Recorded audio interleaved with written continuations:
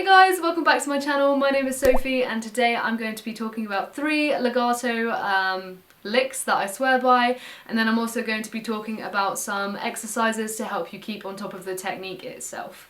So effectively what legato is you're basically using your left hand more than your right hand to play a set of notes. So it's hammer-ons and pull-offs played in a particular order, all across different strings, and yeah, it's kind of difficult to explain. I'd rather just show you. So if I was going to do a legato lick or exercise, this is kind of what it would look like, or sound like. So my guitar went out of tune there. So if you saw, I only picked once and the rest was sort of done with hammer-ons and pull-offs to create the rest of the noise and the sustain. So effectively that is what legato is. You're using your left hand more than your right hand, and it is described as smooth, I think, as far as the Italian terminology goes. I'm having to rethink GCSE music there. So the first legato exercise, pattern, whatever you want to call it, lick that I'm going to be showing you today is going to be one that is pretty popular as far as legato licks go. Without further ado, this is what it sounds like.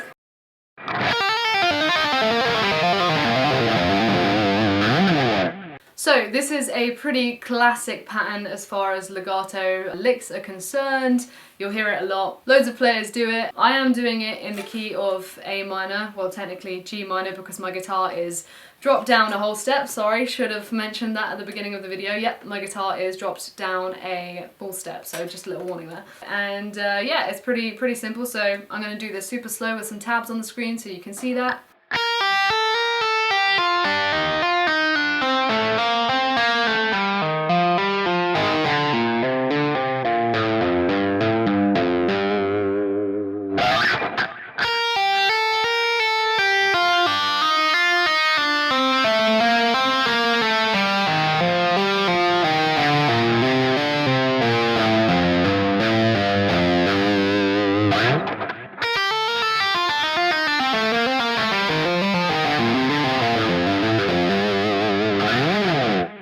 So this is one that you can really go nuts with in any sort of minor key and it's going to sound absolutely rad. Do that up to speed, do that with wah, you know, just go crazy with it, have a bit of fun with it and it will sound absolutely killer. Okay, so next up we have another minor legato lick, except this time we are using the Dorian mode, or scale, however you want to refer to it. This one has a slightly different pattern and it kind of shifts all over the place, it's pretty cool, so this is what it sounds like up to speed.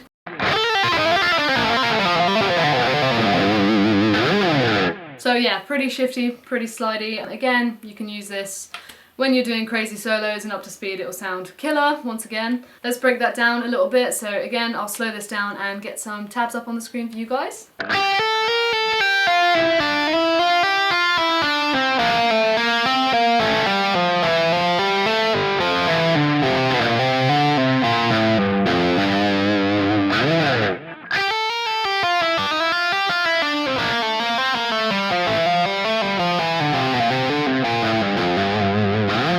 This one is slightly more difficult than the last one purely because, well for me at least anyway, with my little hands, doing those stretches whilst keeping the stamina and sustain going and sliding all over the place is a little bit more challenging than the first one that we looked at. Nevertheless, still super cool, and yeah, this one will do wonders for your legato technique if you get it up to speed and get it nailed. Okay, so this one is slightly more hectic. This is a legato pattern that ascends up the neck and it would be in the key of G major or E minor, but obviously I said we're a whole step down, so we would be in F major or D minor. This one's great in solo sections, anytime you want to sort of build up and down, and obviously you can move any of these patterns anywhere as there's no open strings, etc. So yeah, let's check that one out. Just before I get started, just to let you know, this one uses slightly more picking just to sort of push the pattern along. Yeah.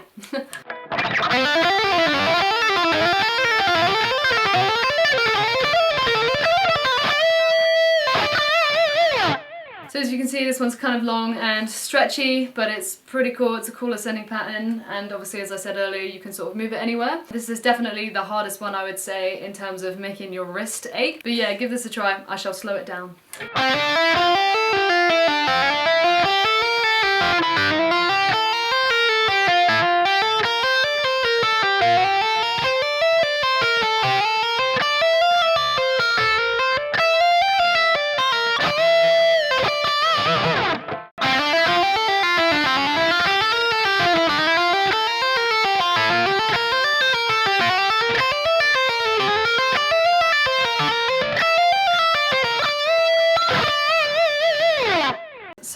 tear that exercise apart a little bit, what you're doing, I realised what I was doing halfway through, is that you're sort of picking again on the E string every time you go up a new shape, just to keep it sort of ticking along. Little things to mention, you're essentially just ascending up the 7 shapes of the modes there, so super easy patterns to sort of note down there. But yeah, those are my 3 licks that I swear by with legato.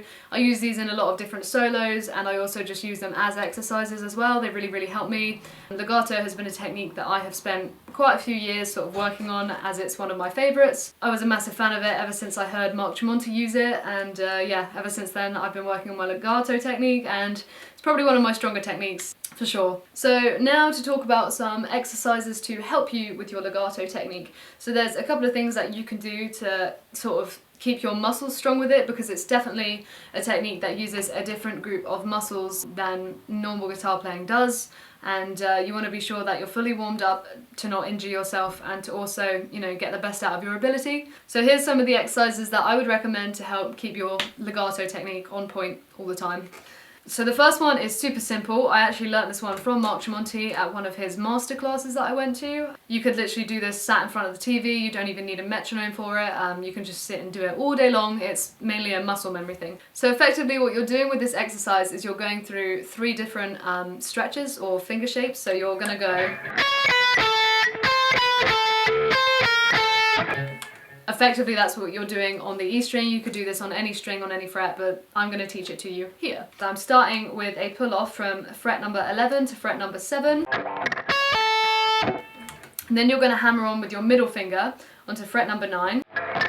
So you've got, it's pretty simple so far. And then after that you're going to hammer on from number 9 onto number 11 again, so you've got like a double hammer on going on. And then you just reverse it, and then you do a couple of pull-offs. So you've got, so I'll do that again, slow. So I like to do that a couple of times in a row before I move on to the next shape. The other shapes follow exactly the same pattern of pull-offs and hammer-ons. Like I said, it's just a muscle memory thing. Once you've got that pattern, you're sorted. This is what it looks like. And then we would move down onto the next shape. So you've got your pinky, your third, and your index finger. And then you would move down to your pinky, middle finger, and index finger. And then finally, you would go back up to your pinky, third, and index finger. So I'll do the whole thing super slow so you can see.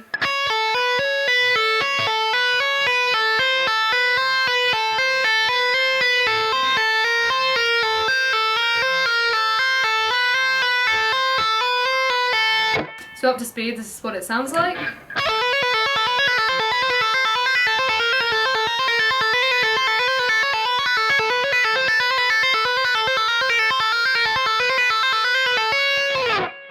So you can literally sit there all day long and do that exercise.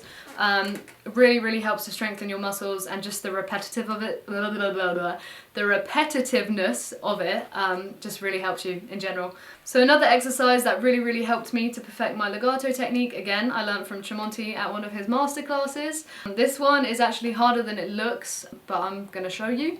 So effectively what you're doing is you're doing hammer-ons on every single string, and then you are pulling off without picking on the way back up. By this, I mean this.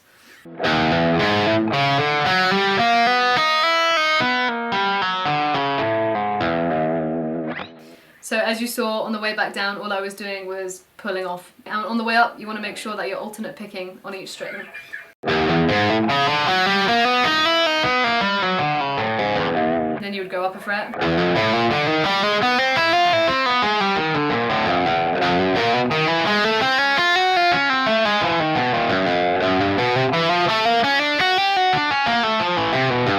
So the idea is to get to the 12th fret with that, and then you change the fingers that you're using. So next up you would use your middle finger and your third finger.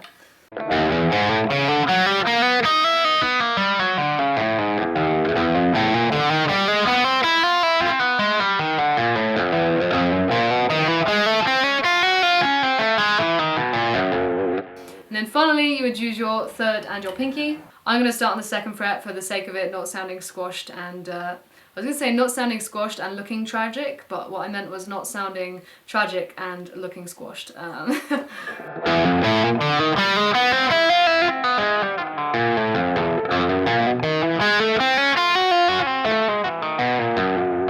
as you can tell, third to pinky finger sounds difficult. That's the hardest one by far. And then what you would generally do is you would do all sorts of different combinations and stretches. So you would try your middle finger, no, not your middle finger, your index finger, and your third finger, and then your middle and your pinky, and then maybe do a big stretch, for example. There is just a bunch of different combinations that you could do with this exercise all across the fretboard. Again, similar to the last one, you do not need a metronome to practice this. You can do this sat in front of the TV.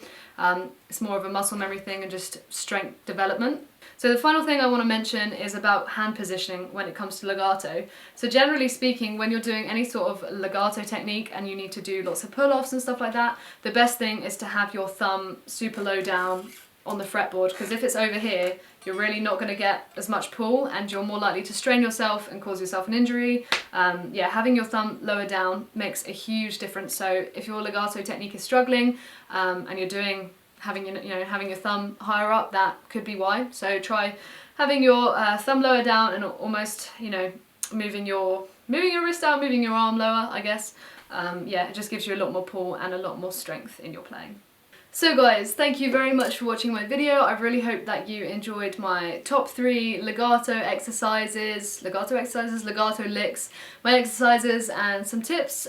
Please like, subscribe, comment, let me know what you thought of the video. It would really mean the world to me. If you did enjoy this video, please feel free to head over to my Patreon, where I offer a guitar course for people of all abilities and styles. So I put out 2 exercises a week with tabs and tutorials, all focusing on different techniques each week. I've made it super cheap and affordable on purpose. All of it, bar the gold tier, is only $5 a month and the gold tier is $10 a month. So yeah, please head over and check it out. Anyway, I hope you guys enjoyed watching this video as much as I did making it. Let me know what you thought, and yeah, have a good day. I'll catch you in the next video.